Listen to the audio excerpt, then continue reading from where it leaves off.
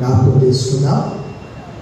ఇది మీ కొరకు వెలువడిన నా శరీరము, నన్ను జ్ఞాపకం చేసుకోవడానికి చేయండి అన్నాడు.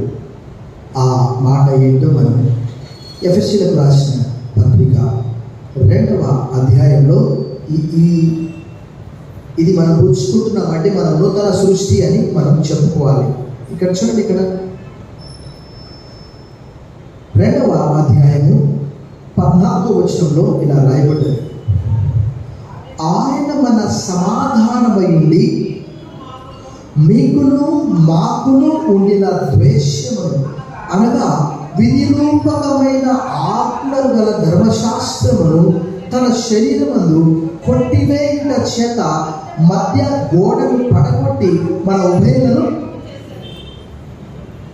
ఇట్లు సంధి చేయుచు ఈ ఇద్దరిని తన యందు ఒక్క నూతన పురుషునిగా సృష్టించి తన శిలువ వల్ల ఆ ద్వేషమును సంహరించి దాని ద్వారా వీరిద్దరిని ఏక శరీరంగా చేసి దేవునితో సమాధానపరచవలనని ఇలాగూ చేసిన కనుక ఆయనే మనకు సమాధానకారకుడై ఆ దేవాలయపు తెర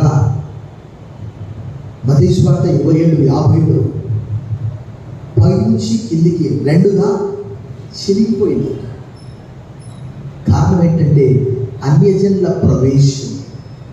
ఈరోజు మనం ఎంత గొప్ప ఆధిక్యత ఉన్నది అంటే 2:7 ప్రకారం ఎలాంటి యోగ్యత అర్హత లేదు మనకు. భక్తుడు పౌలు అంటాడు, righteous shall live by faith, నీతిమంతుడు విశ్వాస మూలముగా జీవించును. గలతీ పత్రిక 3:11 ఆ విషయం రాయబడ్డది. హబక్కూకు 2:4 రాయబడ్డది. హెబ్రీయులకు రాసిన పత్రిక 10వ అధ్యాయంలో రాయబడ్డది. ఈ సాయంకాలం ఈ శరీరం అక్కడ మనం చూసాం.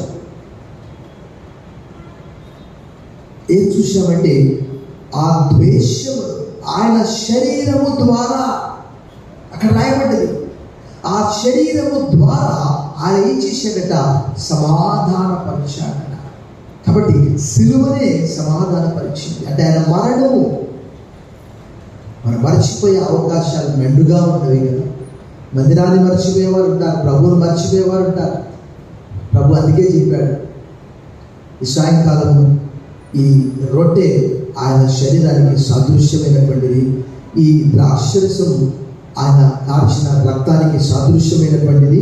భక్తుడు దీని ద్వారా దేవునితో సమాధానపరచవలనని ఇలాగూ చేసిన కనుక ఆయనే మనకు